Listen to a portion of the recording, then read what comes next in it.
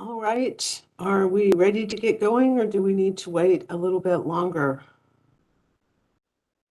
We still do not have a quorum, Madam Chair. Thank you, Kimberly. We'll wait.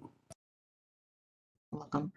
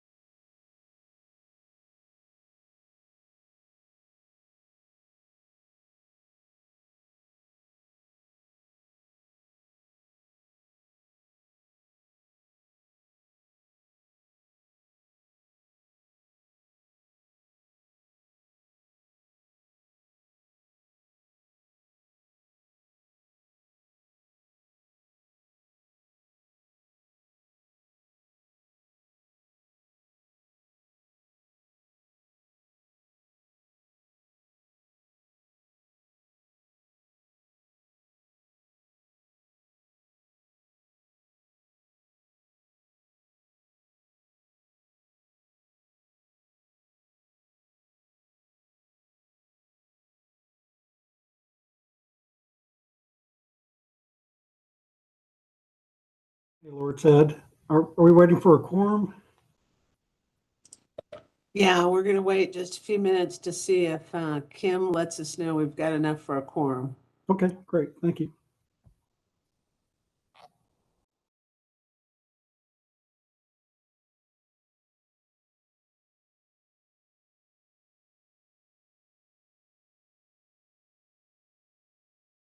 Sorry, I'm on. It's Gary.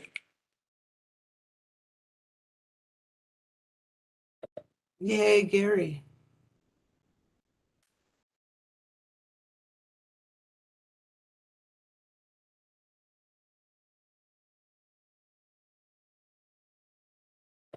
We can see Ryan.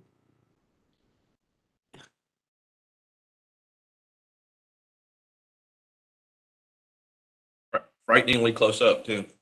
Yes, it was the real close-up view there.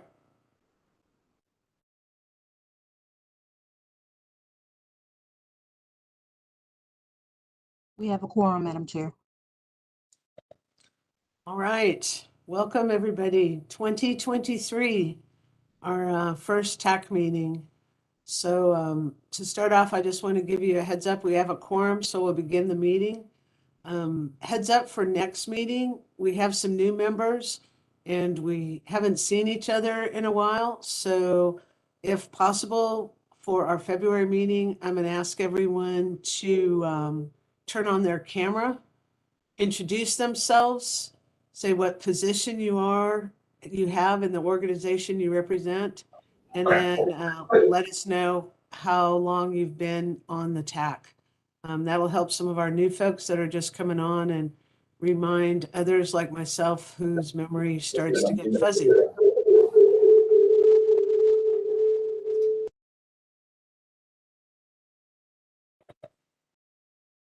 Are we okay, Ryan?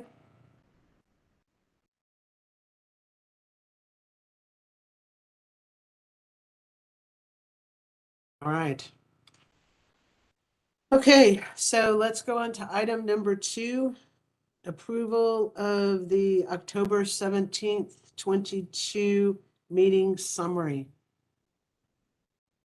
Does anyone have any questions on this?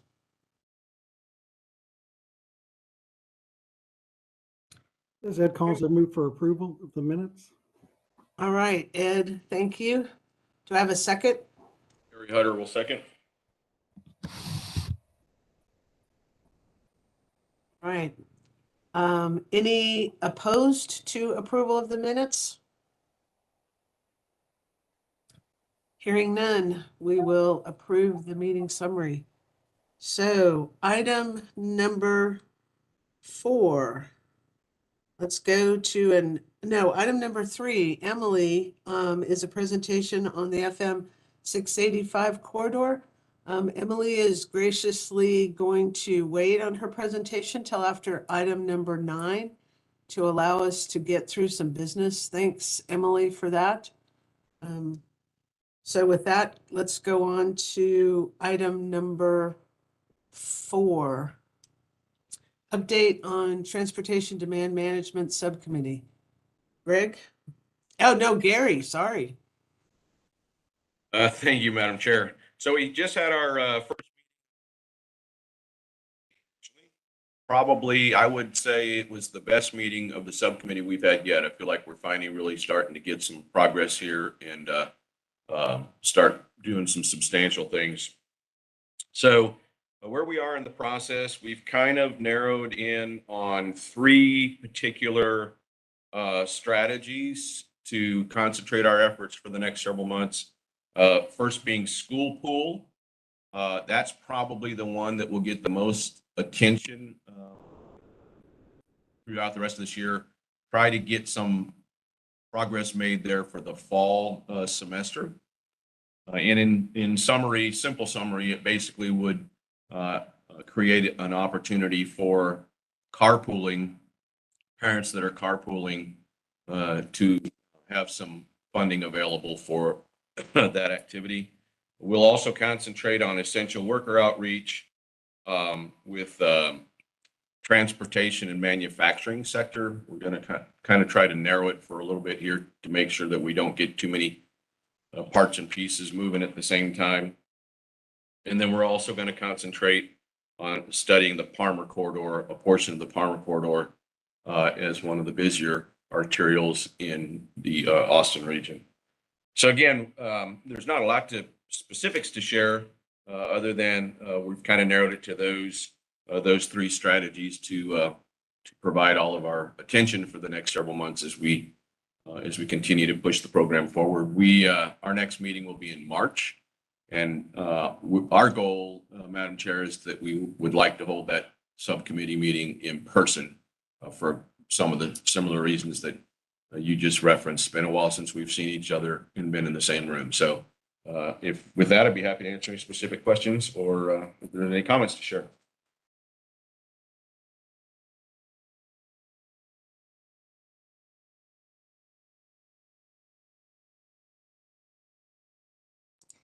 Anybody have any comments, questions for Gary?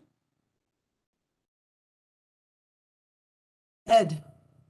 Yeah, on the committee, we also have had a guest, I guess, from the mobility group. That's kind of the transportation management group for our region. And we're going to have a presentation from them in a future meeting, but you might want to consider, and Gary, sorry I hadn't talked to you about this, but maybe that there's opportunity to have that be as ex officio member, non-voting member or something like that, because they are doing many of the same things that I think we're talking about, and they're a great resource, and to have them be part of that committee, I think would be appropriate, but just something that may come up for consideration.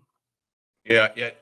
Lori, as you're referring to, Lisa Kay with Movability, she's really been, she's been in the last 2 meetings, but more as an observant, which she's not agendized, so it limits us a little bit about her participation. We want to be careful that we're following the rules. So I think Ed's got a good idea there. I've talked to Nara about it as well. We'll look at explore some opportunities to see how we can include potentially some of the work that they're doing. We don't want to duplicate work, obviously. So if there's an opportunity to share some resources or information. Nirav, Ryan, Chad, any comments about that you want to share? No, I'm going to echo what Gary said. Is that since they're not part of the TAC, but they do get extended member invitations to attend all the subcommittee meetings. And if they want to have an item on the agenda, they can just reach out to us and we can add them on the agenda. And you know, I just wanted to, and don't want to step on anything else that Gary said. I just agree with him. Okay, so you guys will figure out how to make it happen. Yes. Okay, good deal. Are you all, is CAMPO staff having a hard time hearing or talking? Is that why you're clustered up next to the camera? Lacey, we're having audio difficulties. Can you hear me from this distance, Lori? I can. Okay. Then we're trying to, we're testing to see if we can get the mic on the laptop there to work. So it sounds like we're okay now. Okay. Okay, yes, we are experiencing a little difficulty. I can see y'all and I was wondering what was happening, so. We're good. She can hear us here. Okay. Okay, so nothing else on number 4? All right, let's move to number 5. Presentation on regional traffic safety plan for Mr. Kaufman. Good afternoon. Can you all hear me? Yes. Okay, good. I'm working off of the devil's laptop, and after 3 years, I'm actually getting rid of it tomorrow. And so it seems to know that we are parting ways, and it is giving me a lot of grief. So glad you're able to hear me. I'm Jeff Kaufman with the Texas A&M Transportation Institute. I'm here to present on traffic safety plan we've been working on to help address the growing safety problem in the region. The region's experienced some significant growth over the last decade. With that growth, it appears that the region's transportation system has become more dangerous. Regional players like you take safety improvements into account when submitting your projects to the MPO for consideration. But legislation, starting with MAP 21, suggests that MPOs specifically need to play more of a role in improving traffic safety. Federal regs are requiring that CAMPO and other MPOs establish performance targets for reducing fatalities and serious injuries in the region. With these regulations, CAMPO also recognizes an expectation that it plays a larger role in improving regional traffic safety. So to that end, TTI has been asked to develop an implementation plan for CAMPO to address the problem. A couple months ago, TTA conducted a state of safety assessment, which was presented to the TAC back in October. Looking at the data and also looking at what other MPOs across the country are doing in terms of addressing traffic safety. We met with local safety implementers in the CAMPO region from various focus areas and disciplines to get other ideas for implementation. And the outcome, which I'm here to discuss, is a proposed plan for CAMPO as the MPO, specifically with a set of activities that can undertake to address the region's safety issues. Next slide, please. To start, I want to just go over a few slides, providing brief overview. For those who haven't seen the presentation I gave in October, I have some new preliminary data. Unfortunately, I'd love to tell you that it looks better, but in fact, it looks worse. Starting with regional crashes, total crashes have been on an upward trajectory since 2012. And while we had somewhat of a reprieve during the last 2 years due to COVID, preliminary figures are suggesting that the region has experienced a high in terms of total crashes for the decade. Next slide. In terms of fatalities, contrary to expectations that COVID would have resulted in a corresponding decline, fatalities actually continue to rise over the past 2 years. I suggested a couple months ago, I expected a slight increase in fatalities over the previous year, but estimated fatalities were actually up 17% over 2021, and compared to 2012, almost 75%. Next slide. For serious injuries, the numbers fluctuated over the last 10, 11 years. 2020 had the fewest reported injuries, which was somewhat expected, However, 2021 had the highest number of injuries for the previous 10 years, despite things not fully recovering. Unfortunately, preliminary numbers are suggesting that the region is even going to surpass that. Next slide. Looking at bicycle and pedestrian fatalities injuries, and this is combined to reflect the federal performance measure that the MPO is required to report. Totals have fluctuated over the past decade.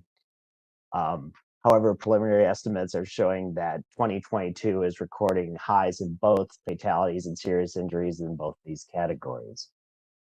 Next slide, please.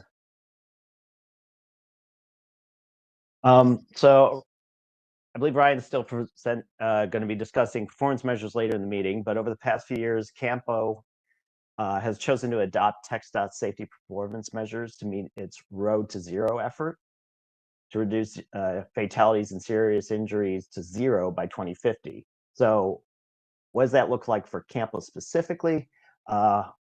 This is working with moving 5-year averages, which is the federal guidance. The following table would be the schedule of decline to meet the ultimate goal for 2050. So looking at the 2022 figures, specifically those numbers in bold, it looks like that already that the region has surpassed its suggested target for last year. Next slide. So before I get into recommended projects that this plan contains, I just want to acknowledge that while all of you are making various safety efforts and improvements in your construction projects and in your enforcement efforts, there are other activities that are going on within the CAMPO region that are trying to address other aspects of traffic safety, specifically behavioral aspects. And so these are lists of different efforts going on, and the plan draft has additional information about these efforts for you to review. Next slide, please. In terms of developing the plan, it was important to identify not just what CAMPO's role is in addressing traffic safety, but also its abilities and its limitations. TAC and Policy Board have acknowledged the importance of safety by including safety improvement as a critical component in terms of TIP and RTP project selection processes. But it has conducted other efforts to address the safety problem in the region, including commissioning the Regional Active Transportation Plan that looks at providing a regional network of bike ped facilities for the region, with a series of recommendations on facility design and policies for developing safer pedestrian and bicycle transportation systems. CAMPO's also put out the Regional Arterials Concept Inventory, which provides a series of best practices in arterial design with an emphasis on improving safety for other users. The Incident Management Study looks at ways to facilitate the rapid clearance of incidents to ensure faster treatment of the injured and to prevent secondary crashes on the freeway. Also, as part of the incident management effort, CAMPO has dedicated funding for the HERO program, which assists patrons that are involved in crashes to help direct and clear incidents in a fast manner. And finally, CAMPO has been working on and has presented in the past, working on its safety information dashboards for localities and interested citizens to be able to look up crash information and be able to try to identify what your problems are and that you can make decisions in terms of your safety efforts. Next slide. While CAMPO has integrated safety in its efforts, it, along with other MPOs, are somewhat limited in terms of what it can do. CAMPO can't construct roadways or make safety improvements specifically. And while TxDOT has dedicated money through its Highway Safety Improvement Program, it's not funding that's allocated directly to MPOs like CAT 2 or CAT 7 funding. It's something that you'd have to specifically apply for by yourself. And it's also recognized that one of the things that has been looked at is about increasing enforcement of traffic laws, While state funding is available for that, CAMPO doesn't have any funding that allows for enhancing those type of activities, like providing overtime for drunk driving enforcement.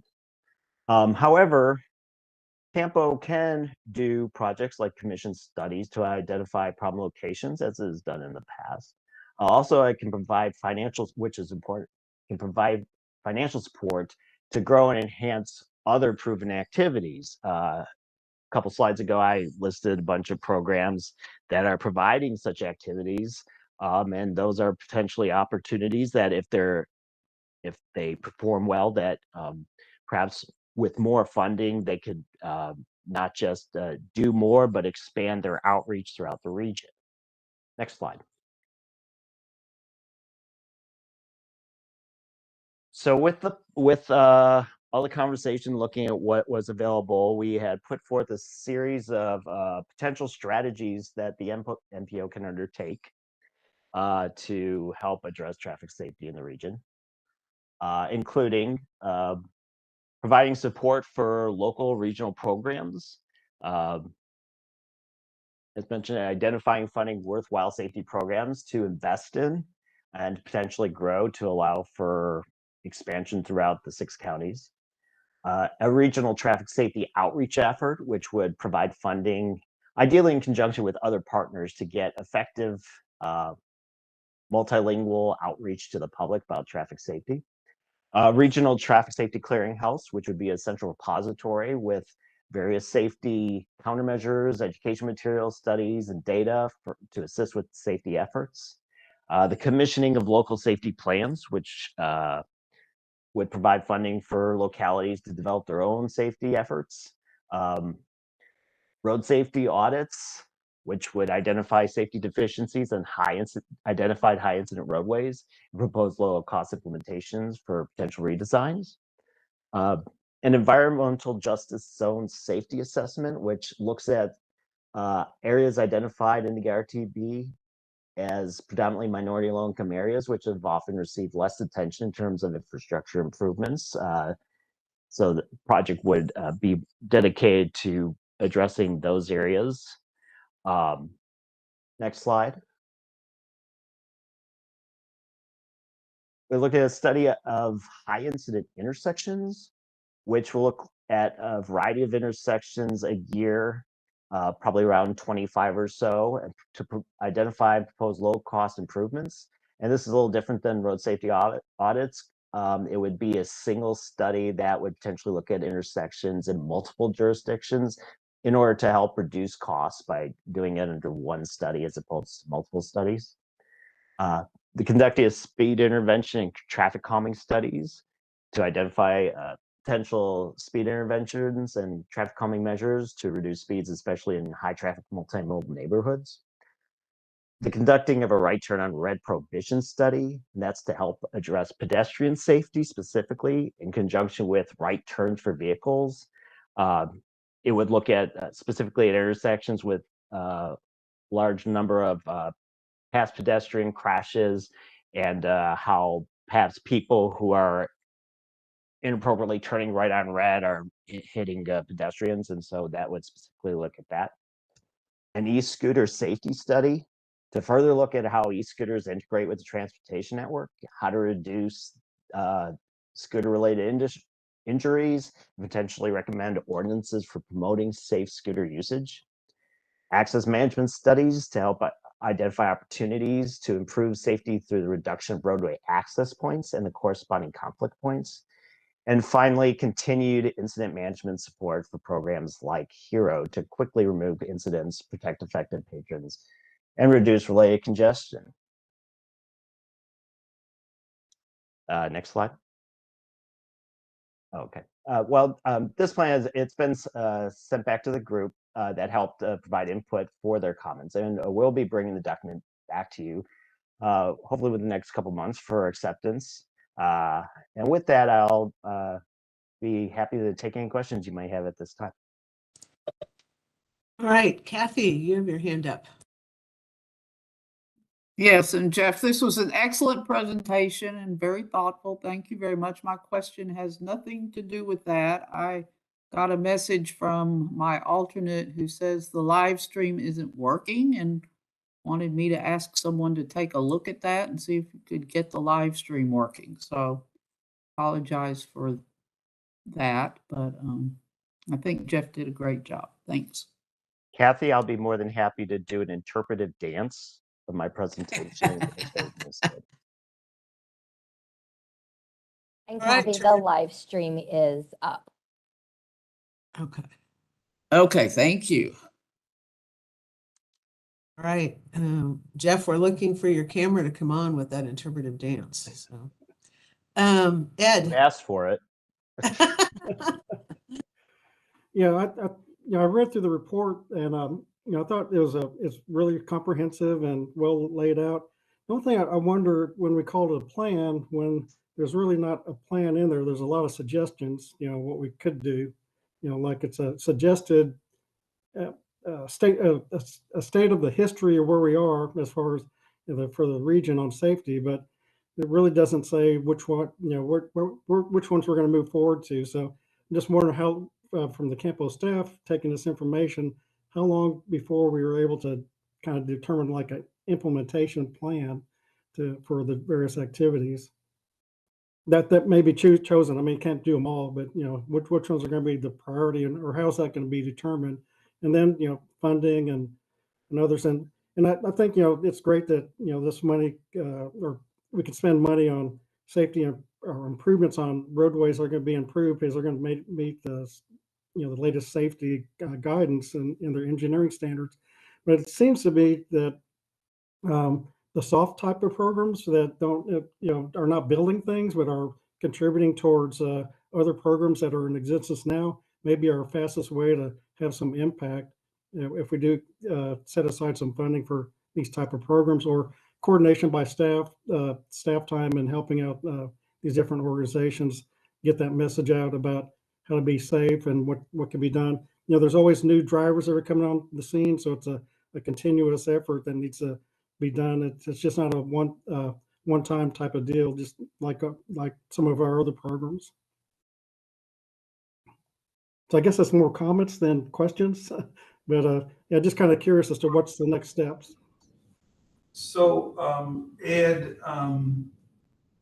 a few things. So some of what I heard you comment on, I think we're trying to address through the TxDOT safety work group that has been meeting. It's not quite a year yet, but so we've been meeting on a regular basis. So that group is headed up by TxDOT Commissioner Ryan out of Houston, and then TxDOT Commissioner New from West Texas, and then Lance Simmons, who's TxDOT's chief engineer, is staff lead on that, and Brian Barth also. So these are folks at the top level of TxDOT that are part of that initiative.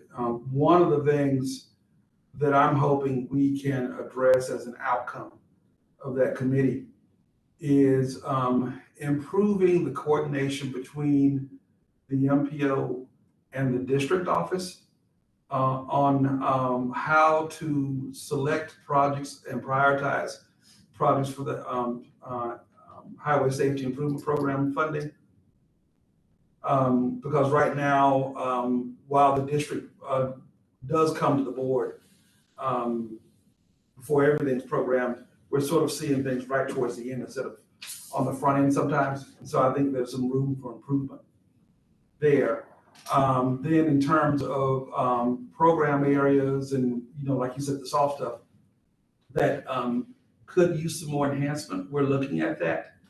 So an example, last month, I think it might have been November, there was an event held at the new TxDOT office over in Southeast Austin. And it was sort of a collaboration between the department, CAMPO, City of Austin, and one of our local consultants. And they brought in students from the Ann Richards School for Girls and charged them with some safety ideas and asked them to come up with solutions. It was a good event, really good event. And I heard things that sort of changed the approach that I've been taking to things like ITS in some cases. So one of the things I've asked my staff to do is to work with our local governments and also with the department to come up with a safety campaign. And we will go back to the students at the Ann Richards School for Girls and use the students that won the awards. There were prizes at the end, and develop a campaign in particular that would target high school students, young drivers. That's where we're seeing a lot of reckless driving and fatalities in some cases. So we are starting to think about those things, Ed, and starting to fund those. And Jeff has also been told, for example, that if we've got communities that want help looking at fatalities in their region, he can do that under our contract. And I know he's helped San Marcos before. So we're looking at things like that. Yeah, sorry, just one follow-up. Is there a breakdown as to where these accidents are occurring? Because they're not all on the state system, I imagine. There's probably all over. It just would be good to kind of get a handle on that. Maybe in a future study might help identify where those type of accidents are occurring. You know, and because some of it could be it's local streets, and you have to really put together a program that would help them in those situations, as opposed to things that TxDOT does probably already. Some of their campaigns. So Ed Deere was telling me that the safety dashboard that we've been building, I think is, did you tell me it's live? It's on the website. So it's live now, but that information is on there. Also, in addition, back in, I guess it was October, there were 2 documents that were included that were looked also at local roads as well. It was one, it was a proposed high injury network, which looked at pretty much all local roadways to identify which ones specifically stood out in terms of serious injuries and fatalities. Also, there was an intersection assessment, which looked at pretty much all the intersections and identified a host of intersections, and it was both on and off system that identified intersections, not just in terms of injuries and fatalities, but also just crashes in general. So it got to that, and Ed, I could send both those assessments to you. Yeah, now that you mentioned, I do remember those, but yeah, it'd be good to send out to the group as a reminder, and also for our new committee members. Okay, in that case, Nirav, you have all their addresses, so I'll let you send that. But also with that, some of these studies or some of these other efforts, if the plan in general is accepted and the list of strategies are accepted, they'll all have to be programmed eventually into the TIP. Unless there's some that can be done out of available planning funds that can be programmed into UPWP.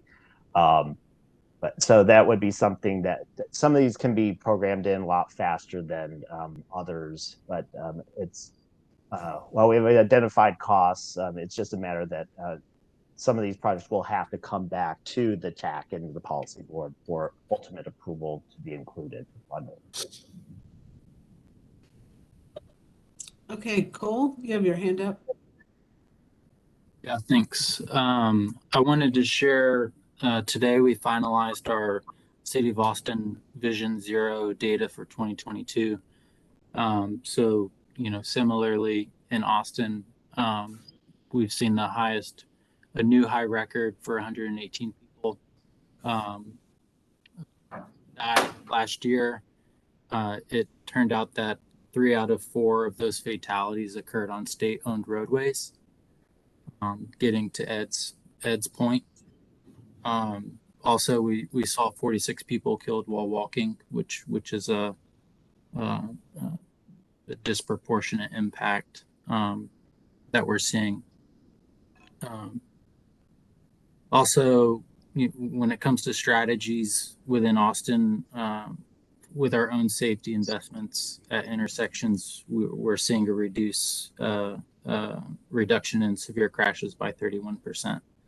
So, when it comes to talking about strategies, I think a lot of us have more control over how streets are designed and operated. So I think we're kind of in a unique position when it comes to making real differences, preventing these fatalities. So that's all I had to share. Okay. I had a couple questions if I don't see anything else. How, Ashby, does this fit with the regional safety action plan? The SS4A. SS4I. Oh, so, thank you. So, if we get a grant from that, this safety plan that you just had a presentation on will serve as the base for the next plan. So we would go and work with the counties in the region to develop those county plans that we discussed as part of the development for the Safe Streets for All grant. So this absolutely would be the basis for that work, so that we're not duplicating it. All right, it's kind of a drill down effort. This was more the regional, and then we'd be looking more closely going forward. The second one was, and this is for Jeff and from you all, I had heard that NTSB had said they are seeing higher incidences of damage, and I don't know whether that is equaling fatalities or whatever, with the as we're moving forward with more electric vehicles, because of the greater weight of the vehicles when they're involved in crashes. Are we able to see any of that data in this effort at all? It is something that can be investigated. Looking at nice thing about all the crash data is that it tells us all the cars that were involved. So and it hasn't been done yet, but one thing I can look at is how what the nature of electric cars in the event of an incident. Specifically, I guess I'd be looking at those that would be quote unquote causing the incident. So that can be done. It hasn't been done yet. I'm sure there is more interest. It's still, overall, it is a very, very small fraction of the vehicles out there. We're in TTI. We're not just looking at that. We're looking at, this is an incident management issue. We're looking at when electric cars are involved in crashes where the car catches fire. That's become a huge thing, because once that happens, you potentially got to treat that like a really horrible fatality, because you could be shutting down a freeway for half a day trying to put the fire out. These electric cars are going to be a bigger part of this. Yes, the weight differential is potentially going to be an issue, because most of these cars start at about 2 tons for a sedan. So, but that's an interesting question. That's something I can look at for you. That's an interesting question, Lori, because I know in terms of percent of electric vehicles as part of the fleet, our region is the highest in the state. So that's something we probably need to see if we can dig into a little bit. Okay, Kathy's hand went up on that discussion. So Kathy?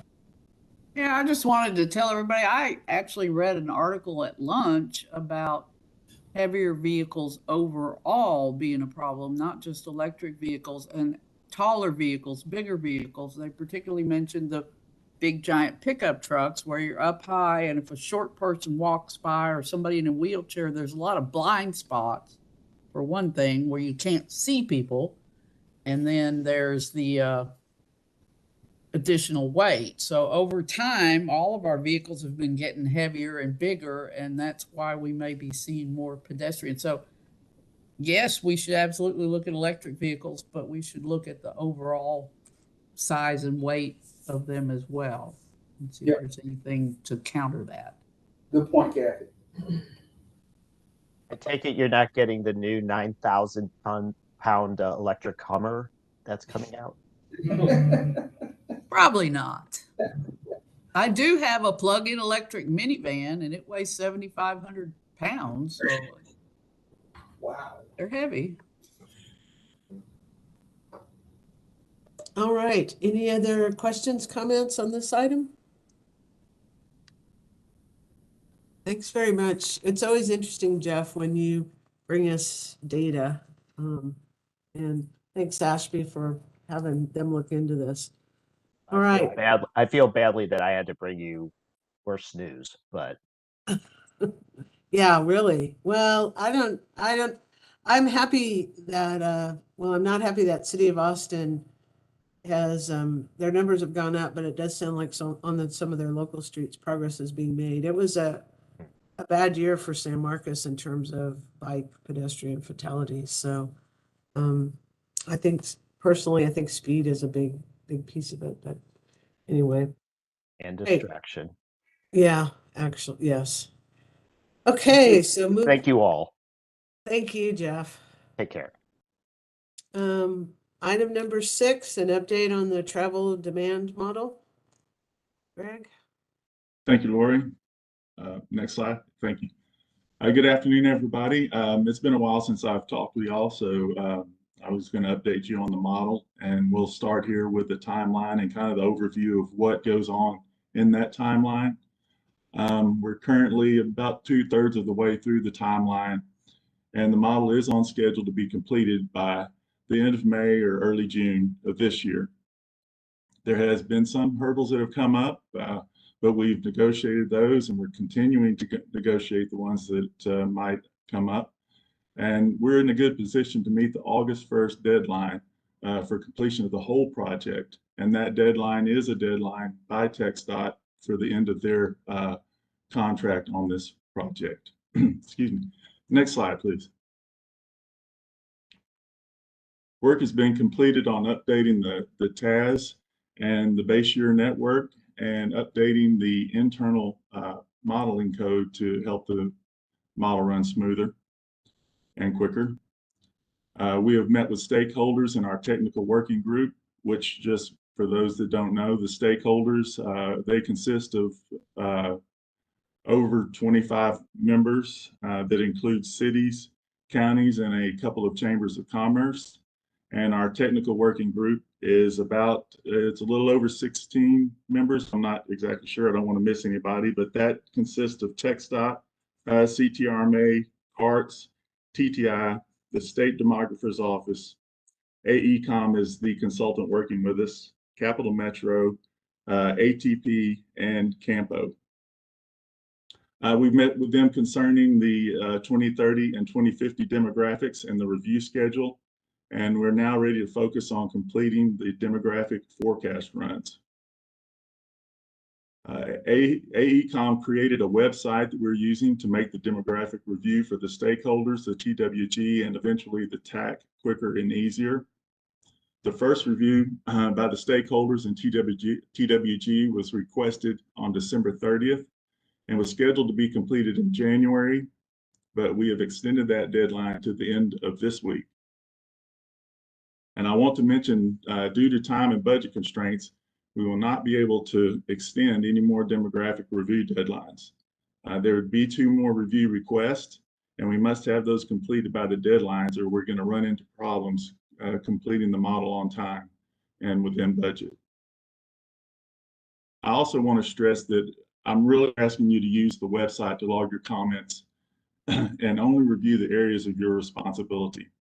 This makes it easier it makes the whole process run quicker and smoother for everyone. If the website is not utilized, it'll be difficult to add your comments to the UrbanSim runs.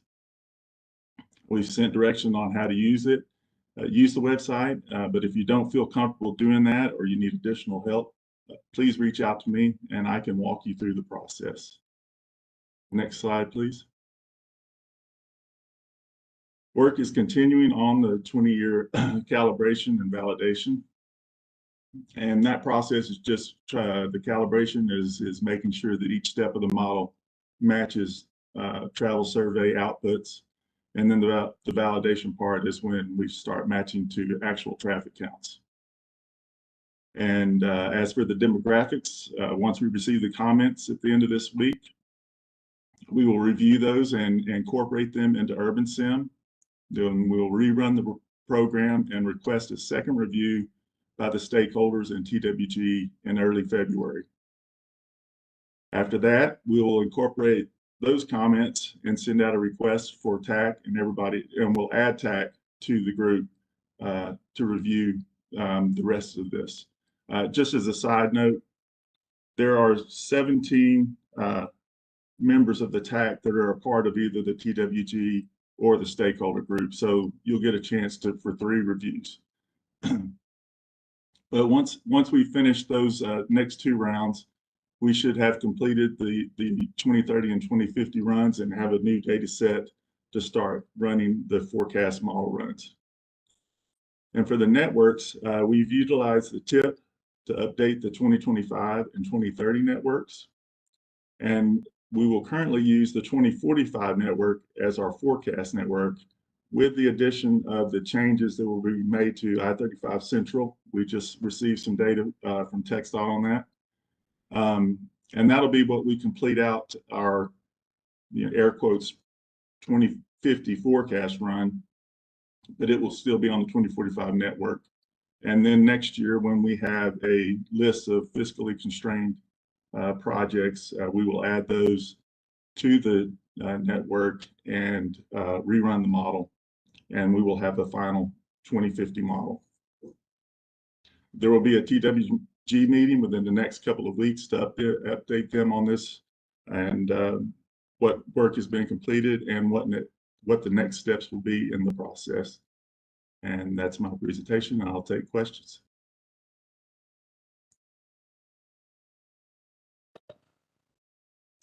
Okay, so Cole, I see your hand up. Go ahead.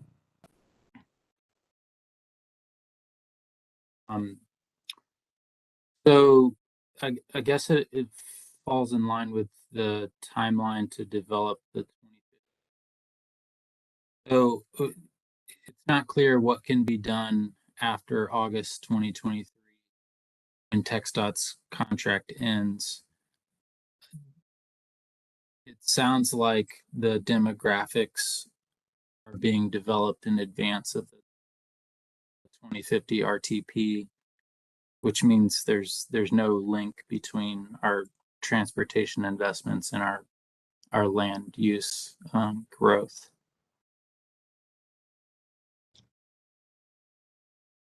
I still believe there is links. We have to finish the model before we can finish the RTP, so that the model can be used when we're developing the RTP. So it gets done a little earlier in the process. I guess my question is, what can CAMPO staff do after the TxDOT contract to continue to allow for that iterative feedback from the development of the RTP and the development of the demographics? I'm a little bit confused. Yeah. Oh, are you asking, well, are you anticipating land use change, policy changes?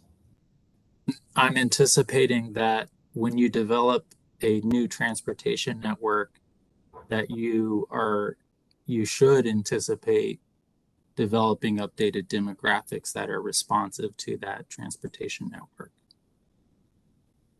So, okay, I'm following. Yeah, so will the UrbanSim model be rerun with the 2050 RTP, or are we just going to use what we finish this year and plan around it? Okay. Let me talk through that. And we'll get you an answer. Yeah, I guess it just, in my review, and I'm not sure who else had the ability to review the draft demographics, it seems like the linkage between land use and transportation has been lost in the region. You know, in past plan updates, it's almost been a critical piece to ensure that our investments go hand in hand with the growth, and that investment actually influences where the growth goes. So I'm not sure if any of the municipalities in the region reviewed the demographics and kind of saw whether or not their jurisdictions were, you know, absorbing the expected amount of growth, or if it was realized that a lot of it's actually being absorbed in the unincorporated areas, and that has a different impact on our transportation systems. So what I'm getting at is I really think that the TAC as a whole needs to understand these assumptions and what the implications are of the results. And I'm just, it's not clear to me if our region's technical advisory committee understands that. Okay. Let me absorb what you said, and we'll call you and talk about that some more offline. So I want to make sure I understand.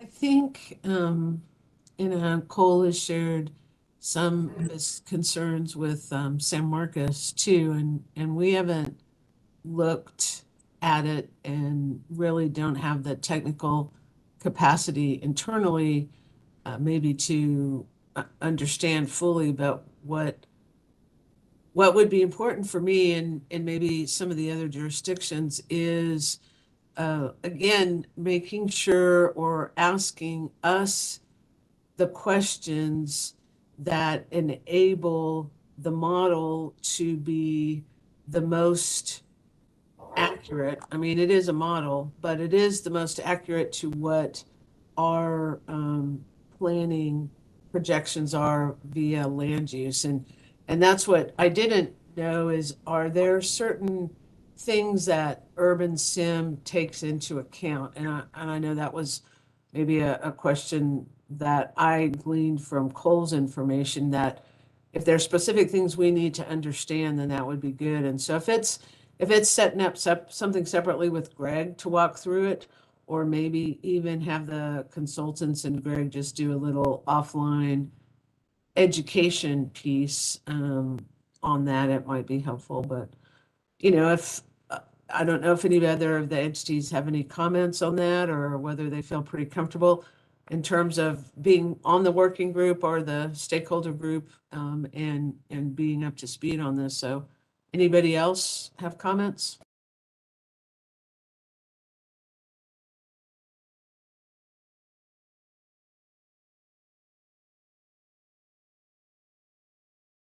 Okay. Well, then, I would certainly be interested in learning a little bit about it. I know that this was one of the things that came up on the last plan update towards the end, and maybe was not quite, I don't know, I don't know if resolved is the right word, but maybe completely understood. And so we don't need to drag everyone through it if there's not that interest, but keep me in mind if you work something out with Cole, or I can sit down with Cole and y'all. Kathy, was there something you had? I just wanted to say, from a county perspective, I think we'd be interested in learning more about how the assumptions are for counties, and in particular, whether a lot of the information that we fed last time for the 2045, the adjustments that we made in 2045 seem to have gone by the wayside. So we're going to need to do that again. But long story short, I think counties, even though we don't have any land use authority, would like to better understand this model too, or at least Travis County would. So put us in that group. Thank you. Okay, thanks. Charlie? And Kathy took it, said everything I was going to really.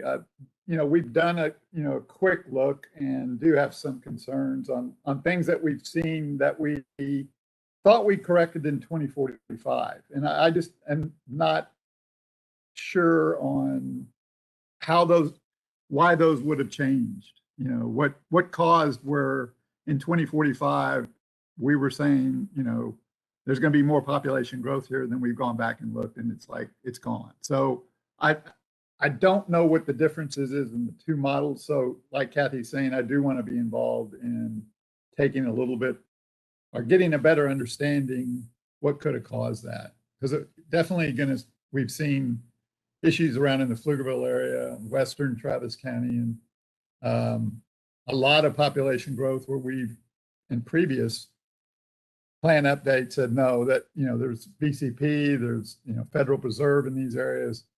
They're not going to be growing, but it seems that for some reason the demographic model is putting population there where we've said before it's not going to be that much. So I just need to get a better understanding. I would be appreciate to be included in that discussion. So Okay, Amy? I just wanted to echo what Charlie and Kathy were saying. Bastrop County would also be very, very interested in throwing our hat in the ring to kind of get more involved and get a better understanding of how that works, because we have a lot of the same concerns over on our end.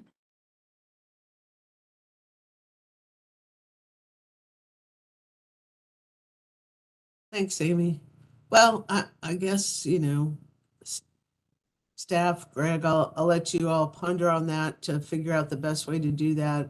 The goal being not to slow down the commitments that we have or increase scope, but just make sure that for whatever reason, if there is some information that could help people understand how this works with their information and has buy-in now, it's going to be a lot better and create that positive outcome with the model going forward. So thanks for that.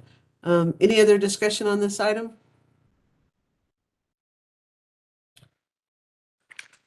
Okay, so item number 7. Chad. Thank you, Laura. So when we included this item on the draft agenda for this month's TAC, we were hoping there would be another meeting of the Project Readiness Subcommittee for today so that we could share the results with you. However, we learned from TxDOT that they're still working to identify potential funding sources for some of the corridor studies. And the subcommittee really needs that information before they're able to make their final recommendations and present those back to the TAC. So just want to provide a quick update that subcommittee is still working, kind of waiting to get that information, and expect to have kind of final information to present at next TAC meeting. We do have a few updates and wanted to provide you a schedule update as well. So I'll hand that over to Eric Busker on our GEC team to provide a bit more information on that. Yep, thanks, Chad. Yeah, so the prioritization subcommittee met in late November, and they also completed their third meeting and had a really productive discussion and came up with that list of projects that they would like to see started as soon as possible. So like Chad said, the district is looking at ways they could fund each of those projects. So it'd be really great if they're able to fund those studies. We can hope to have that list before the next TAC meeting to be able to communicate kind of timeline for when those studies can start. But definitely hopefully we can bring that back to y'all next month. And then overall, the FM 973 project, which we talked about, the district already agreed to fund. We Negotiations are ongoing with a consultant. We expect to have a consultant contract executed in early February so they can start the 973, we'll call the 973 South project. In parallel, the Williamson County is funding and selecting a study to 973 North, kind of in the Williamson County portion. So hope to have quick progress on that study soon, but that's the only updates I have.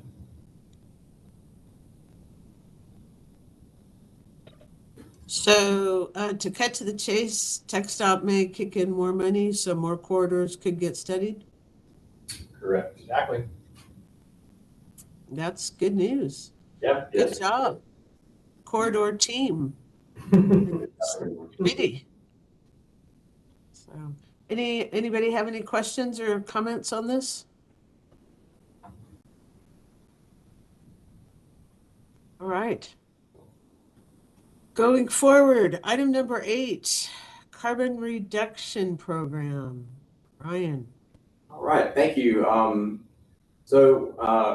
Wanted to kind of bring back the discussion about the carbon reduction program. If y'all remember, I know we've got some new members on, but we presented this to the technical advisory committee back in August, and then we sent it out as a memo, and then presented it to the policy board as information. And then we had some action last month from the policy board. So the main thing on this slide, I really just kind of want to reintroduce the program.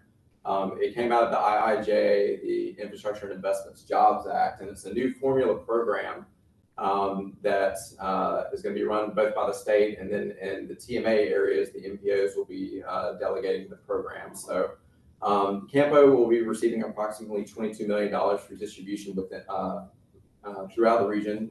This is the amount that was apportioned to the transportation management area. A couple of important things. The program requirements are very similar to the TASA program, where there is a 4-year obligation limitation, also a 20% local match, and then there is a planning requirement for adopted reduction strategies. And so we took to this, the adopted reduction strategies are something that we're going to be working towards. It's going to be part of this discussion.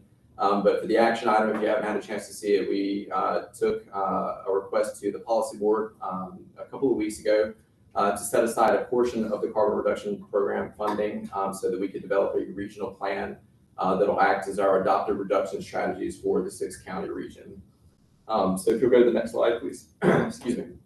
So how that plan is going to really unfold, this is a slide that we took to the policy board. I really just want to kind of hit the high level of the planning outcomes we're looking to address. And so we want to make sure that the carbon reduction program does cover the 6-county region.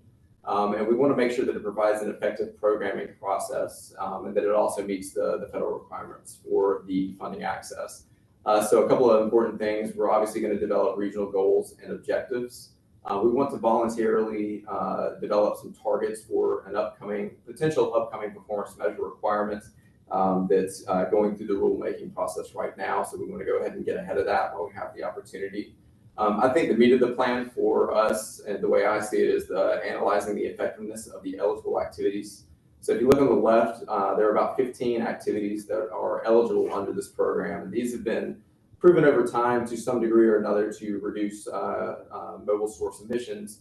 But what they hasn't been done is have all of those studied kind of together. And we also want to make sure, so we want to analyze those for effectiveness, see which ones are more cost effective against others, and really kind of set and look at those in the context of what our region is actually capable of and what our situation is. So really kind of customize a way forward. And so that really kind of goes into developing a project selection process as well. We want to figure out whether or not we can incorporate it into our existing criteria, or if we need to develop a new project selection process for this program. So that'll be looked at, and we'll also look at developing a very specific activity recommendation. This is going to focus on, a lot of it's going to focus specifically on what the Transportation Policy Board itself can actually do in this case, whether it's not funding out of the CRP or other activities that they can do. So we want to make sure we're developing that activity recommendation. And then we also think this is an opportunity for to set the foundation for an air quality program. As most of y'all know, we are in attainment. We're the largest or second to largest MPO in the country that happens to be in attainment. So we want to proactively make sure that this planning process looks at that situation and make sure that we're being proactive and staying in attainment, because that's something we want to do. And we think this is an opportunity to really kind of set that foundation. So that'll be part of what we're looking at. So that's really just kind of a high level summary of what we're looking to do. And so we have set out, we'll be going forward with a procurement later on. But the main discussion I want to have, if you had a chance to watch the policy board, there was a lot of discussion about how to spend this funding now and what we can do with it. So there are really kind of three scenarios that kind of developed out of that really want to kind of talk with the technical advisory committee about. So a couple of things, kind of first and foremost, we have a deferred project list. For new TAC members, these are projects that were kind of put on hold so that we could use that funding for I-35 Central. And so there's a list of deferred projects, and there was discussion about allocating either what we have existing in carbon reduction funding or the entirety of the program over time to these eligible deferred projects. And so just to remind everyone that the policy board did in that resolution, deferring these projects did ensure that these projects that are deferred have first crack at any new funding sources that they may potentially be eligible for. So that's something to really consider. It's pretty straightforward, I think, in the resolution that we need to look at these deferred projects and see if they are eligible. To talk specifically, before I go into the other two scenarios, I do want to talk about what specifically is available.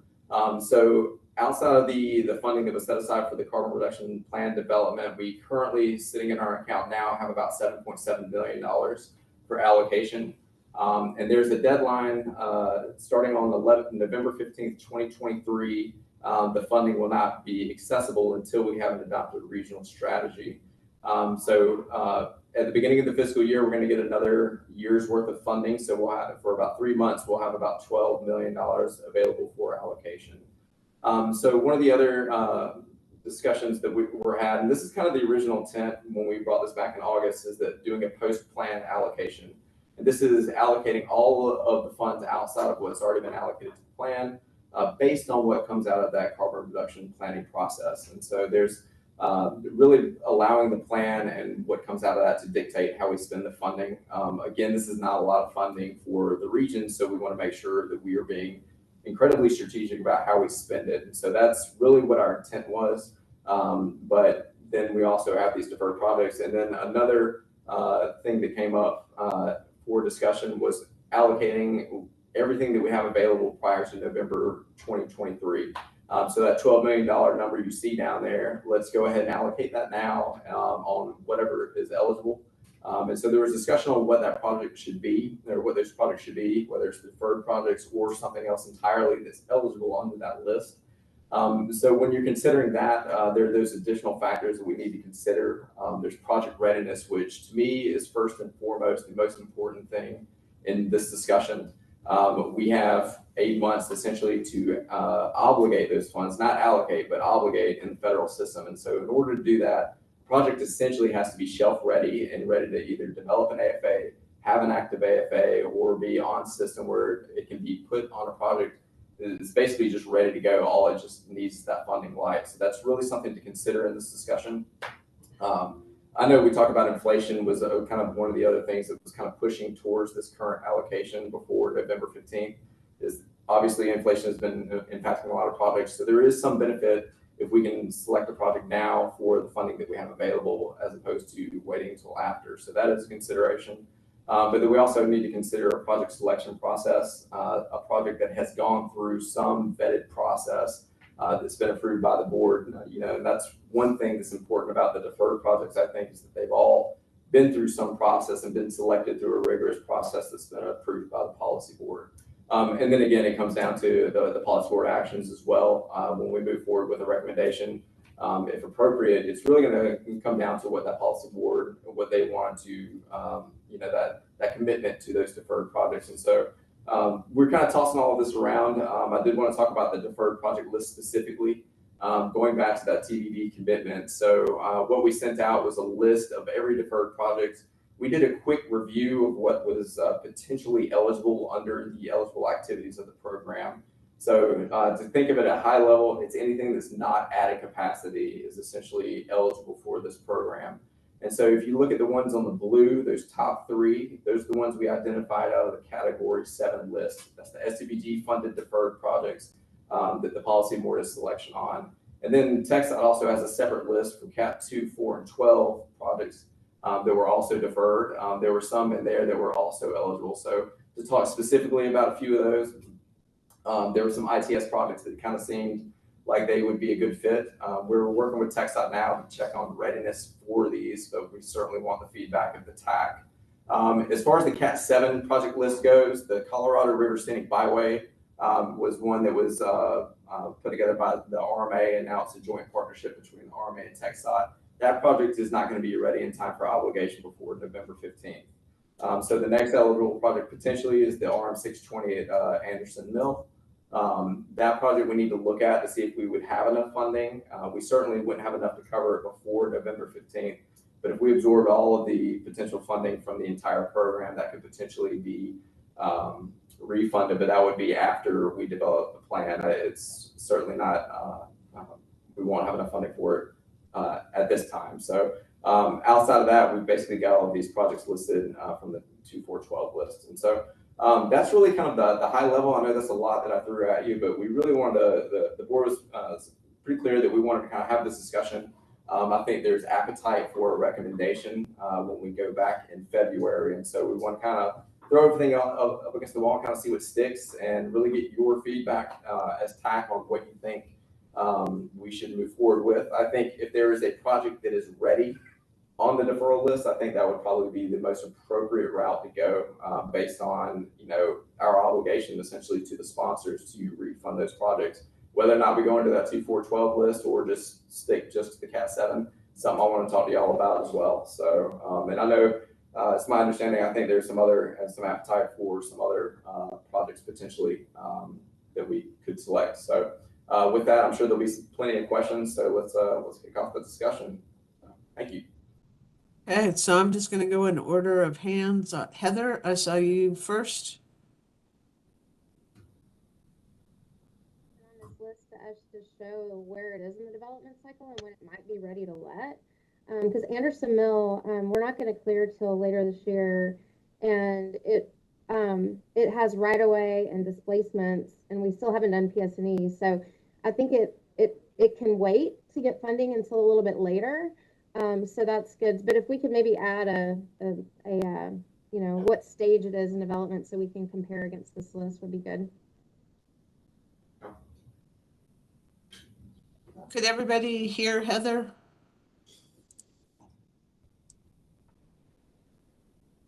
I was having a little trouble, but I think I got the gist of what you were saying, Heather.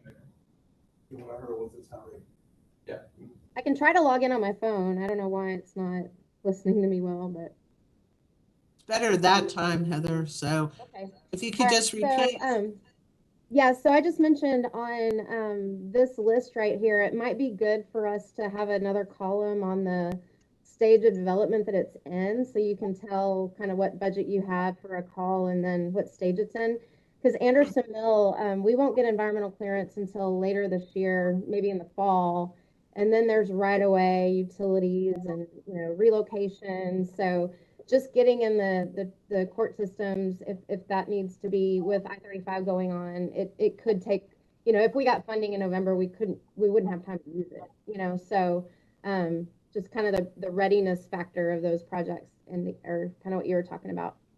Yeah. Thank you. Okay, Gary? Thanks, Lori. Ryan, I'm curious as to why new capacity is excluded, because it would seem to me if you're reducing idle time or congestion, especially in adjacent facilities where you're constructing a facility that's relatively adjacent to a crowded facility. Can you expound on that at all? Honestly, like that's part of the planning process that we're going to look into because, the eligibilities were kind of cobbled together. This is basically what the administration put as, through the IIJA process. So I'm not sure why that was excluded. So that's one of the things we're going to look at because it's, on the surface, adding capacity, and if you can reduce congestion that way, then, obviously you'd be reducing emissions and idling. So that's something certainly we're going to look at and see if we can get the data behind that to really kind of make a case for that recommendation, because that is one of the things. If you look, Amanda, if you can go back to that eligibility list, at the very bottom, there's other activities that are eligible with a demonstration of emission reduction. So if we can demonstrate that through the planning process, that'll certainly be on the table. Okay, thank you. Gary, I think that that language about not adding capacity is there because this program is sort of based off of conformity program that non-attainment areas have to go through, and for the congestion mitigation air quality funds, which is essentially what this is for attainment areas. For the CMOP money, you can't use it for added capacity. So that's why I think that's there. Okay, I appreciate it. Thanks. All right, Ed. Yeah, thank you. I do have, CARTS has a need for additional vehicles. We're trying to get vehicles or electric vehicles for our different services. And that I understand, the board wanted to go forward with, these other lists, but, I just wonder, how can you make a comparison, I guess, of the different projects if they even meet the intent of the program, to reduce carbon emissions, I'd like to kind of think about that. Also, I know my screen froze, so I'm not seeing the list of projects, but you got to remember also, if you don't have a contract with TxDOT already, the likelihood of getting obligated by November might be another consideration. So there's and I'm glad Heather brought up about some of the other at least one project saying even though it might show it being ready, there's still a lot of other activities that might have to occur. So I'd like to see a well vetted list that would take into consideration all those to make sure that we can obligate the funds when we can. Just to be 100% ironclad sure and not have a large product that all of a sudden can't go because of a variety of factors. So those are some of the comments I would say. One is that there's probably some public transportation needs out there. I could send you a list of what we've been doing. We've been putting in grant applications, haven't been funded yet on these discretionary programs through USDOT, and that also make sure that the products that are going to move forward, that they can really get those funds obligated by that time frame of November. Yeah, no, it's a good point, Ed. I mean, that's why I mentioned the readiness was the most important thing, because like if it's a brand new project, getting an AFA in 6-7 months, then get that FPA on top of that. I mean, that's a tall order. That's on top of everything else. I mean, so that was kind of why the readiness is the most important thing, and why we would if there's nothing on the deferral list that's ready to go in that time frame, which likely there may not be, then we have to wait till after the planning process, or unless there's an active project with an active AFA that we can amend that may meet all those qualifications. But readiness is the most important thing. And going back to what y'all need at CARTS, that'll be one of those things we look at through the planning outcomes. We'll get that project selection process put in place so that we can compare, and that CARTS and other sponsors can submit their requests for funding, and so we can obligate those funds to projects that are actually going to meet the intent of the program. Yeah, and I agree. I think with the buying power always being decreased with inflation, that to do all that we can to get any project on the road, because we've seen the inflation impacts that are happening right now to everything that we do. Yeah. No, the time value of money is really important in this as well. So. Okay, thanks, Ed. Nadia. Hi, thank you. And I'm here representing Capital Metro, and I definitely echo a lot of Ed's sentiments about the variety of projects that are on the deferred project list. They seem to be, there's certainly, I see one bicycle project, but most of them fall into the category of traffic mitigation. And I think I'm more in the camp of the post-plan allocation projects. So once we do the planning process and we have a better understanding about how to effectively spend this 12 million, which is, you're right, it's not a lot. I think we should be cautious before just going towards the easy deferred project list and be more strategic about investing these dollars. And we have a list of projects too I can share with you if you're interested. Thanks, Nadia. Cole, you're next. Thanks. I had a question. I wanted to get an update from CAMPO or from TxDOT whether or not TxDOT has plans to create a carbon reduction strategy for the state.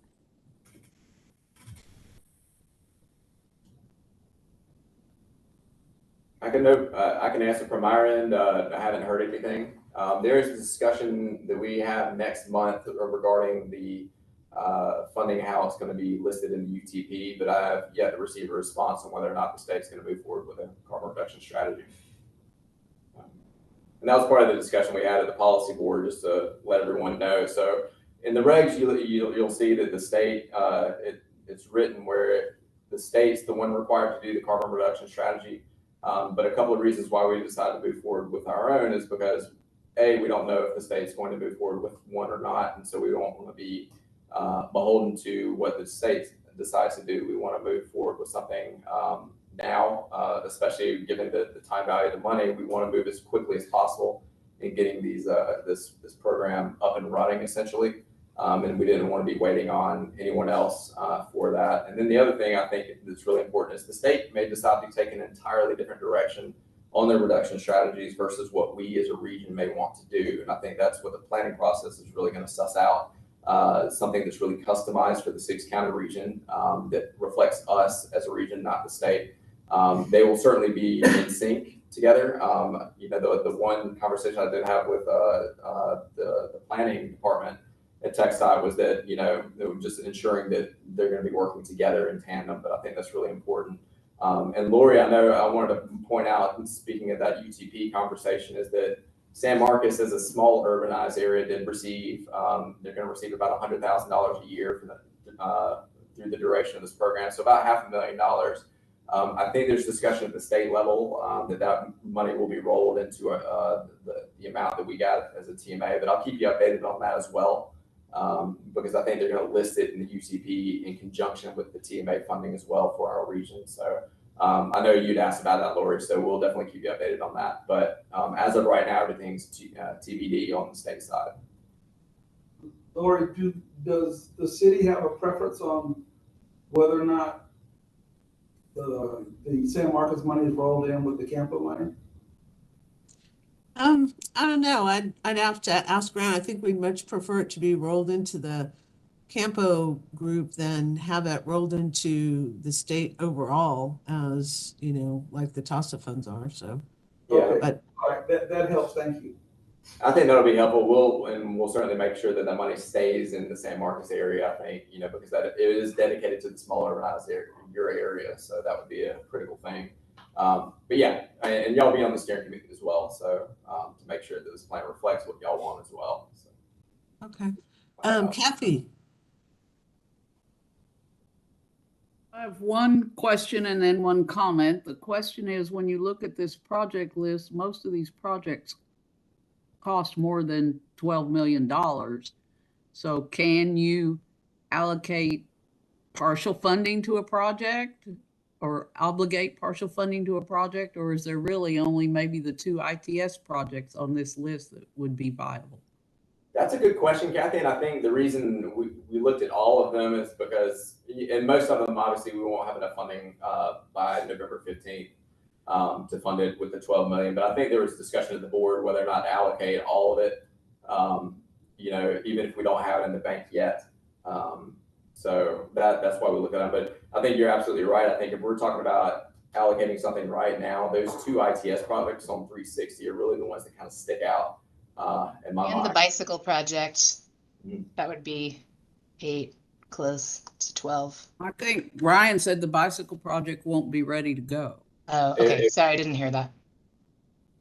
So Kathy, to add on to your point, these numbers don't reflect inflation, do they? Mm-hmm. Ah, okay. Yeah, that is a consideration. We may not be able to pay for any of these considering inflation, because these are 2018 numbers. So that's 5 years at this point. So that's gonna be a significant consideration. Yeah, so add on 30 or 40%. Thank you. And then my comment is, I'm wondering if it would be a good option to not give, but allocate this money to the TDM program because it already has an AFA. It's already ready to go. I know when we had our previous TDM program, we could do sub grants so you could spread that money out. The TDM program covers the entire region. So maybe that is another option that we should put on the table. Okay. Yeah, I think that's a really good point. And Ryan Ashby, was the board expecting some input from the TAC for their February meeting? That's my understanding on, yeah, with these scenarios, if y'all have a preference, overwhelming preference for one over the other, I think I was a little unclear and actually maybe whether or not we were going to be making a very specific recommendation in February or not. I didn't hear them asking about a specific recommendation. I think they wanted us to go back and have the conversation that we just had and then see what input from the TAC, but I don't think they were expecting to vote on anything, Lori. I didn't hear that at least. I think unless there was maybe an overwhelming, consensus, I think, on how to move forward. I think, Lori, in particular, well, this is what I heard. Now, doesn't mean it's what they said, but what I heard was they were sort of trying to get some input on, do we allocate either one, what we have right now, or all of it towards something on this list, or is the tax, the majority of the TAC looking for, let's do the plan first and then see what comes out of the plan, and then we would allocate after we get that done. So, but yeah, it was a little nebulous because they took the action to make the allocation. So,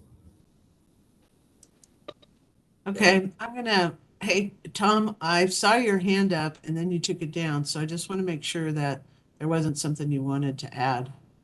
Oh, thanks, Lori. Yeah, I was just confirming that the 12 million would be allocated prior to the program or the study being completed. And then if the board decides not to spend or allocate the 12 million, that it would be a total of 20 minus the million for the plan, of course. But right, that would be part of the overall program over the next 3 years or 2 years remaining on the program by the time the plan is done, correct? Yeah.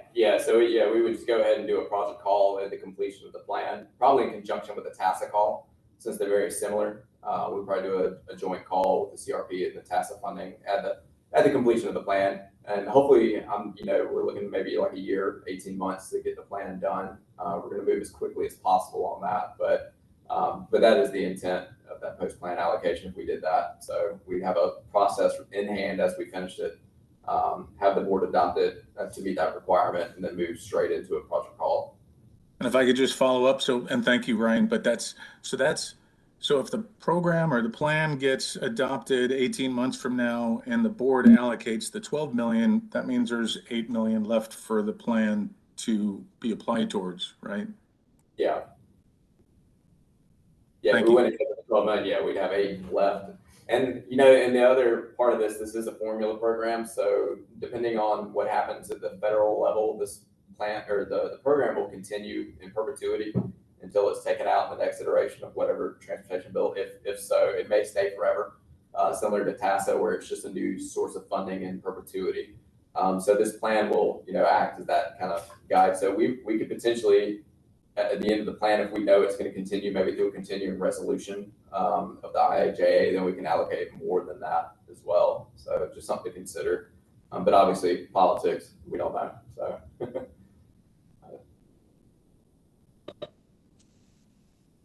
Okay. Well, I know I listened to the meeting and there were, I think it was City of Austin, maybe Cole, was that at Ashby, or one of the council members seemed to have an idea that this would be, if there were some projects that could be demonstrated, they wanted to be able to use those funds. So I did hear some discussion of that, but I also heard the idea of the fallback on the deferred projects as the no-brainer one from Chair Long. So I guess what could occur is updating these costs and adding some additional information that Heather recommended in terms of status as a no-brainer to give the board, just so that they can see that it's not potentially a slam dunk on being able to award.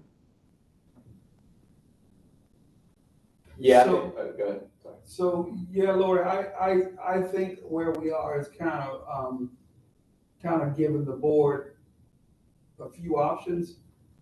One, like you just said, updating these numbers and the status of the projects on this list on the screen, and saying to the board, you can choose to fund something off this list or keep partial something off this list, but then the delta would have to be made up out of other funds for it to move forward.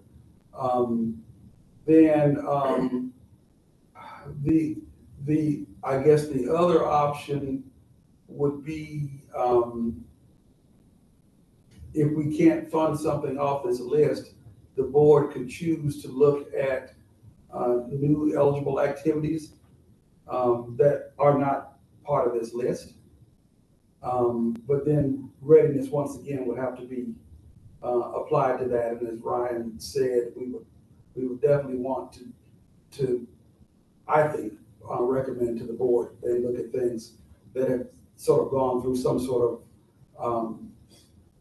of process, especially outreach, before those items go to them. So we're being consistent with what the protocol and process is they laid out in 2017 under the TAC. I'm sorry, not TAC, under the TIP project selection criteria. And then I'm trying to think, is there a third option? Which is the post plan, just waiting. Oh, the third option would be just, doing the plan and then waiting and see what comes out of it. And then the board allocates them depending on what they want to do. And that would probably be in conjunction with the call for projects anyways, because we're probably looking at the next call once we know where we are with inflation. So it would all roll into, in my mind, it would all roll into one call for CAT 7. TASA on CRP. Okay, Cole, you raised your hand right away, maybe responding to my comment. I still had some questions. Go ahead. Yeah, to follow up on questions earlier, do we know what other MPOs in Texas are doing? Yeah, that was so we looked at the only other MPO that I know is doing anything is Waco. And they put together kind of a short, I guess, application to allocate the funding, which was interesting because they're not a TMA. So I'm not sure if they're having discussions with their district up there or how they're going to do that. But their technical advisory committee actually just put together probably a 3-page application process. It's pretty open-ended. So we didn't look at that. Outside of that, the other major players have CMAQ program in place, and so that's the only thing I saw that was remotely related to this, but nothing specific for carbon reduction. And then also as part of the 1 million authorization, it's anticipated to also cover administrative costs for an air quality program. Do we know an estimate of what that cost would be? We don't. So are you talking about the administration of the air quality program? It was more administration of the contract for the plan is what that was referring to, and the CRP program itself. So administering that will be charged to the 1 million. So there's not an anticipated request for CRP funding to fund staff to do work identified from the program? That may be potentially a request. I think if that comes out of the planning process and lays out that air quality program that you mentioned, we could put in a request for that, but that's not part of the current allocation of funding. Okay. And then I just have a comment about the rest of the conversation. I personally don't see how most of these on this list could be considered eligible for CRP funding. I can't be, I mean, yeah, I can't see how an overpass or a grade separation won't include added capacity, particularly if you're adding frontage lanes in addition to your overpasses. So I just wanted to put that out there. So from a city's perspective, to me, it does seem to make sense to wait until a plan is developed to be able to do an allocation based on the plan's work. Thanks for that, Cole. Nadia? Sure, and I agree with Cole, and I want to put another vote in for Kathy's idea about supporting the TDM policy. I thought that was a good one and something that the board could support, given that it's work that CAMPO has already put in, and it's, you know, supporting work that we've already put together. So I really like that TDM idea as well. Kathy?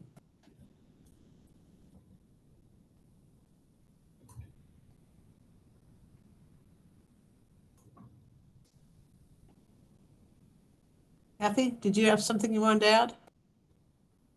Sorry, I was muted. I got confused. I just wanted to add that when CAMPO redefined the TDM program, it now is not just behavioral based as a typical TDM program is. It's also transportation systems management. So that can include some on the ground projects as part of a TDM program. Those are now included in the definition. So.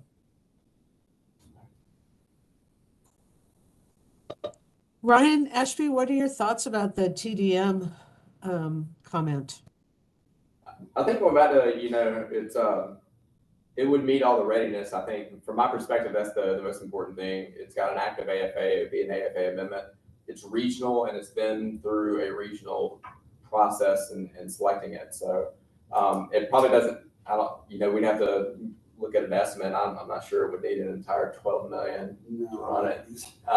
Certainly, but you know, that's certainly an option. I think if there's nothing on this deferred list, because I think my overwhelming feeling from the majority of the board is that if there's something on a deferred list, we need to take a crack at it, you know, but, you know, I think that's also kind of, you know, looking at whether or not it actually meets the qualifications, something we're going to have to look at for readiness. But TDM is kind of in this, if we're going to select something now, TDM kind of checks all those boxes.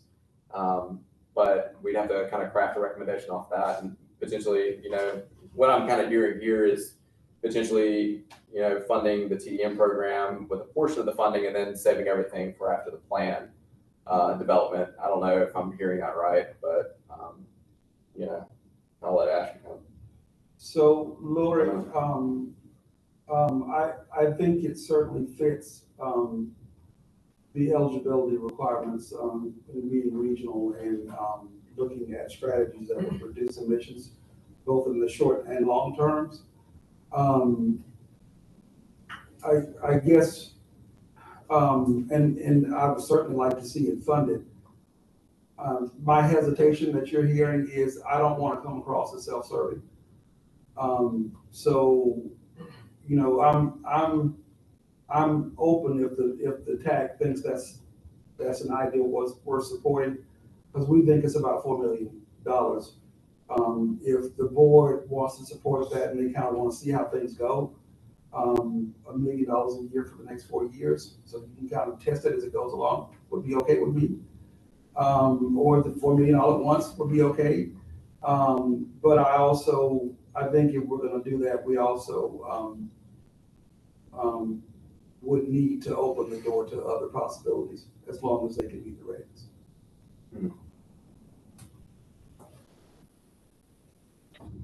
Okay, well, there's some folks out there that we haven't heard from, and it sounds like that Ashby would like to be able to take at least some sense of the TAC back to the policy board in February.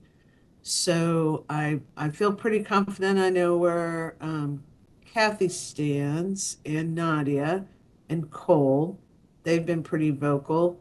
So I'm going to go up to Gary, and unfortunately, I'm going to pull you guys. And if you don't really know, it's fine. No one thinks less of you if you don't really have an idea at this point. But I just kind of want to make sure I hear from a cross section of folks. So Gary. Yeah, in the interest of time and readiness, I certainly would support TDM this time around at this juncture. Okay, Amy? I also would be in favor of supporting the TDM. However, I would kind of like to ask sort of the opposite of Cole's question. If grade separate intersections are being included on this list, why are the Highway 71 overpass intersections not included on this list? That's a good question, Amy. And we did look at those, and those have new frontage roads. And that was actually kind of what Cole mentioned, was that there were frontage roads involved with those. Whereas these 360 grade separations are not including any frontage roads. So they're literally just taking the lanes that exist there and separating them. That's it. So that was the key marker there. But again, all of these still have to be reviewed. Like, we need to look at the schematics to make sure that's actually the case. Those at surface level look like they were adding capacity. These don't. So we would have to take a deep dive into those if they pass the readiness. I mean, that's obviously the big issue at first, but if they're ready, then we can take that deep dive into the schematics. But that's the reason why you're not seeing them on there. And they are also much more expensive, I think, than, that just depends on the intersection. Actually, I take that back. So. Yes, Amy, we actually have been looking at that, because when this program came out, and we checked with DOT to see if grade SEPs were eligible, we totally were. That was the first thing that came to mind to me, was the two deferred overpasses in Bastrop. So yeah, we are looking at it. Thank you. Thanks, Amy. What about Charlie? You've been pretty quiet. Yeah, okay. It won't be bad. Little question on the TDM. Is it going towards the program, or is it going to a specific set of projects? I'm not. Well, and that's a good point that I kind of wanted to bring up, was that we would need, if we decide to go forward with the TDM thing, I think we need to show the board a very specific scope Right. for that. And so, I mean, if Neer wants to talk on that, because I know they've got some ideas. Yeah, we'll just go back to Gary's item earlier, yesterday, I guess. Essentially, there are three main strategies that the TDM subcommittee has been discussing. That's implementation of a school pool program, targeting essential workers, especially along certain corridors, and targeting essential workers and targeting employers and employees along FM 734 and US 79. So it's mostly, the consultant is preparing a budget to show how the money would be spent over the next 4 years, at $1 billion a year for 4 years. And we expect to have that ready, I think, by the end of this week. Okay. Well, I'm kind of I think TDM is another option, because I'm not seeing anything like the deferral list is not going to be where I think the money can go. But I do think we did. I mean, knowing what our Commissioner Howard, I think, was one of those, and another representative on the board, Amy Patillo, definitely had some ideas on getting this money to projects quickly. So I do want to see it go somewhere, and I think I'm leaning more towards TDM at this point. Charlie, and I don't know if this helps or hurts, but now that NERV is laid out, that this could go towards project strategies on Palmer and 79.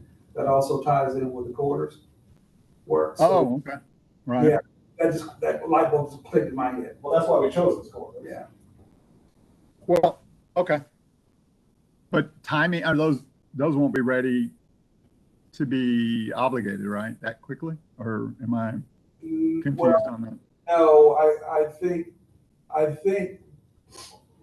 by being on the front end, we might be able to get some things vetted and get them considered before we go in design schematics. So we'd be actually going to front on something for a change. Okay. Is there any other lists that, I mean, just off Campo staff's head, TDM, is there anything else that we're missing?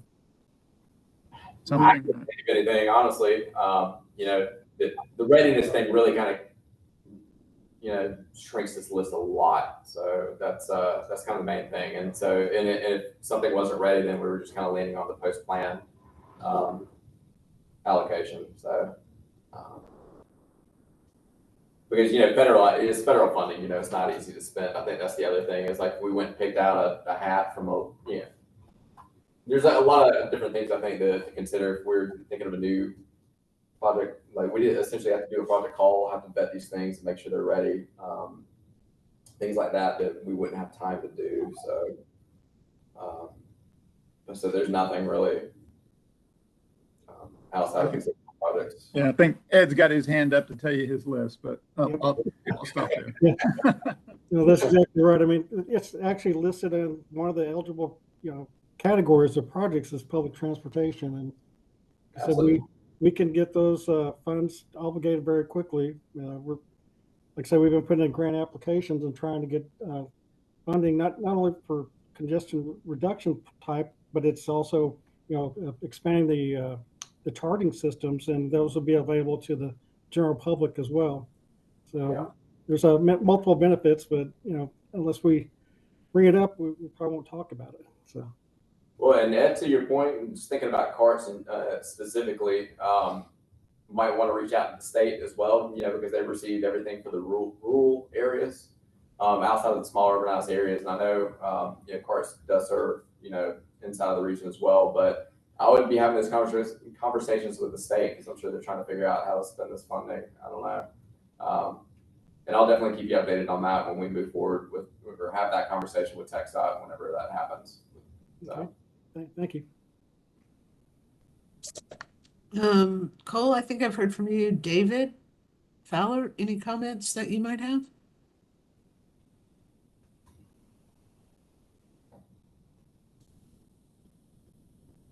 Emily? I'd agree with Gary and Kathy to go with TDM. Yeah, I didn't have any comments, by the way, David Fowler. Oh, thanks, David. I know I caught you by surprise. So thank you for that. Anybody else? Mike? Ideas from your area? Mike Hodge, and then I'll ask Mike Sexton.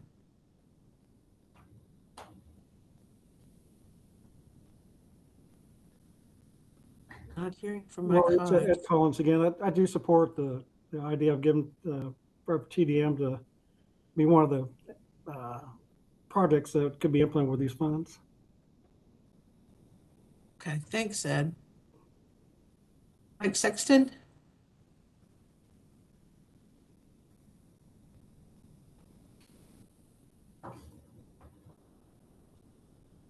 Nope.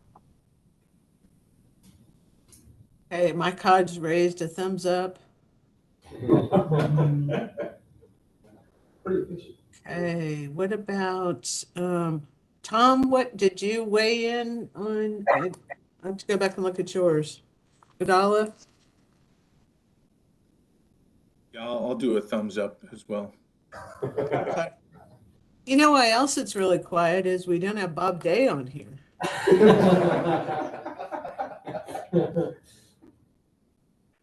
All right.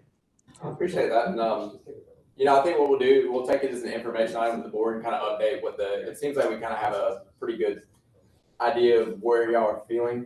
with this, even if there's not like a specific recommendation, because we do need to do some homework on these deferred project lists, and obviously do some homework on our end as far as the TDM program goes. So we'll get all that information together, update the policy board and kind of see how they're feeling as well, and then perhaps bring this back for a specific recommendation based on that additional information. Does that sound good to you, Lori? Yeah, that sounds great. Gary, you raised your hand there. I did, and I didn't mean to, but thank you. You have to say something anyway. I really miss Bob today. Right. Okay, well, that's good. That was a really long discussion, and really appreciate y'all weighing in, and now we'll have number 9, Ryan, continuing on performance measure targets.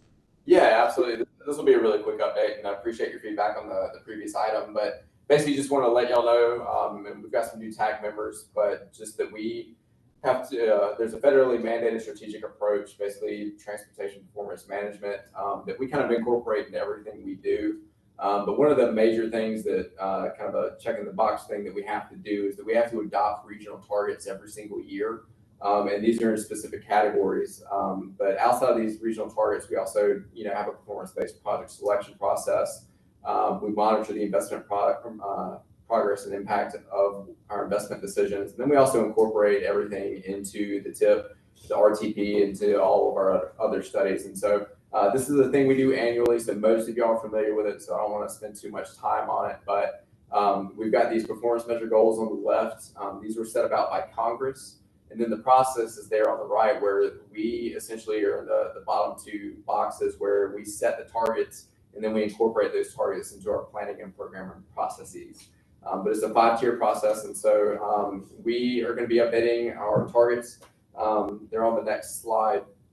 We basically have 5 targets that we update, or 5 categories, excuse me. There's PM1, which is safety, PM2 and 3, which is related to infrastructure, which is like bridge conditions, and pavement conditions, and then also system performance, which has to do with basically time reliability. And then on the transit side, we have transit asset management, which looks at the state of good repair of their facilities and trucks and buses. And then we also have transit safety targets. And so we're going to be taking this to the board as an information item. The only targets, we've received some targets. If you can go back to the previous slide, please. So we have received safety targets that are updated from TxDOT. This is something we do every year. And so one of the options we have, and I want to be very clear, that we can adopt our own targets or we can adopt the states. We have opted to adopt the states the last 5 years. This is the most straightforward approach that we have.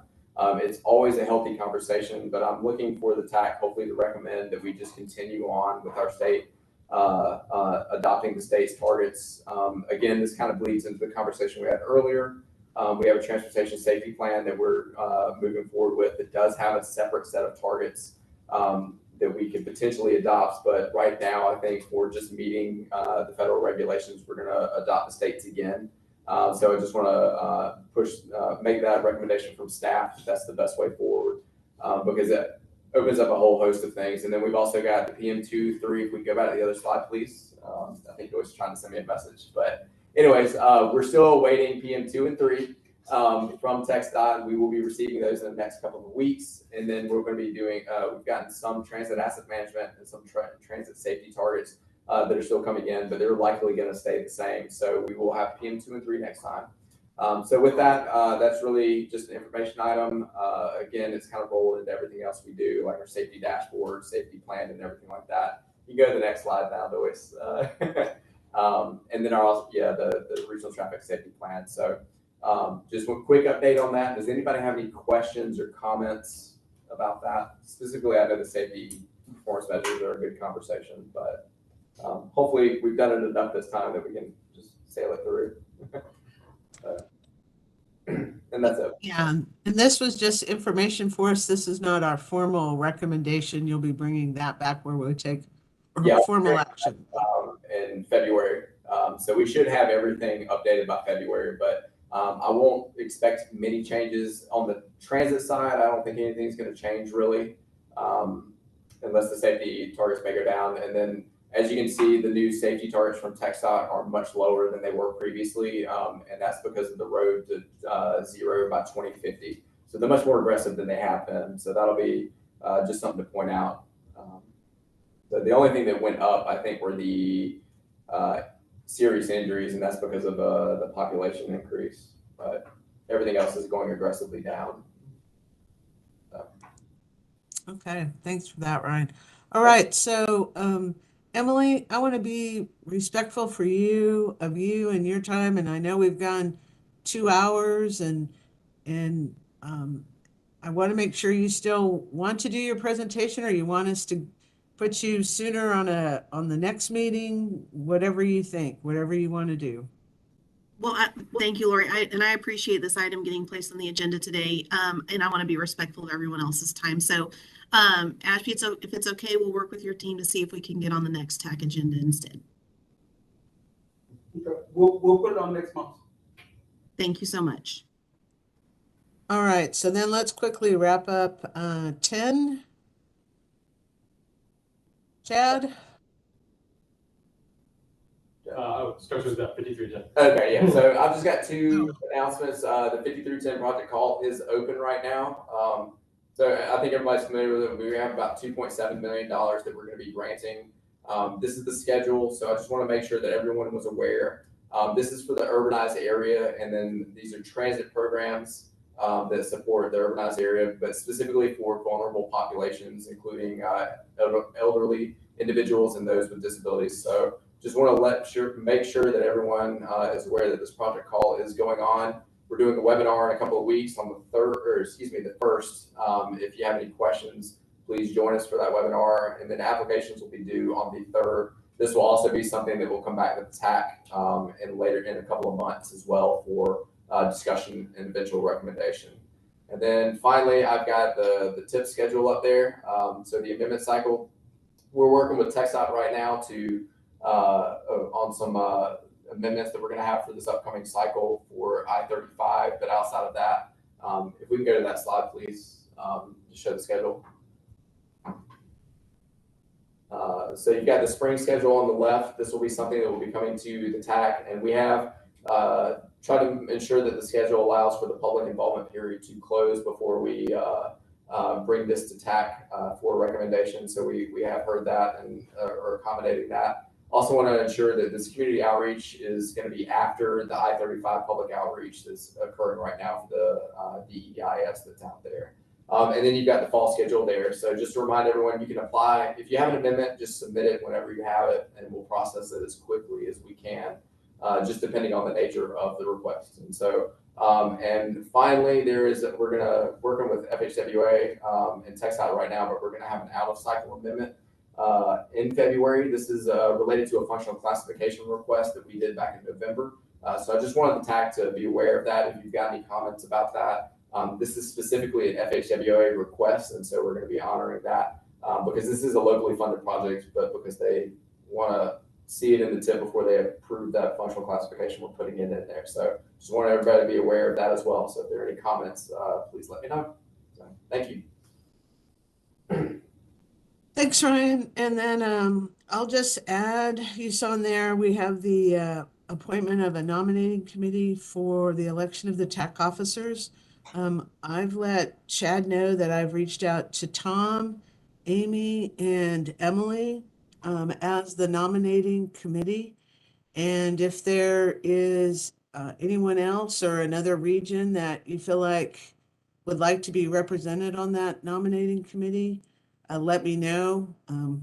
This is it. If you can just shoot me an email or give me a call, then I'll let CAMPO know. But hopefully, I appreciate Tom and Amy and Emily serving, and I've also passed along to them that both Gary and I are willing to continue to serve in our current positions for another year, but really want to encourage anyone out there that wants to take on a role, let one of the committee members know, because I know Gary and I both are happy to share the mantle of leadership with new folks. So just because we said we continue doesn't mean we have to. So please reach out if you're interested, either being on the committee to me, or if you want to serve, reach out to one of the committee members or CAMPO staff.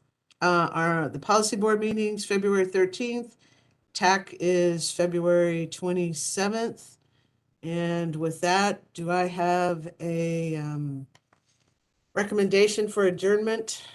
Motion to adjourn, Gary Hutter. Gary? I'll second it. Thank you all so much for such a long meeting. Appreciate your time and attention. Thank you.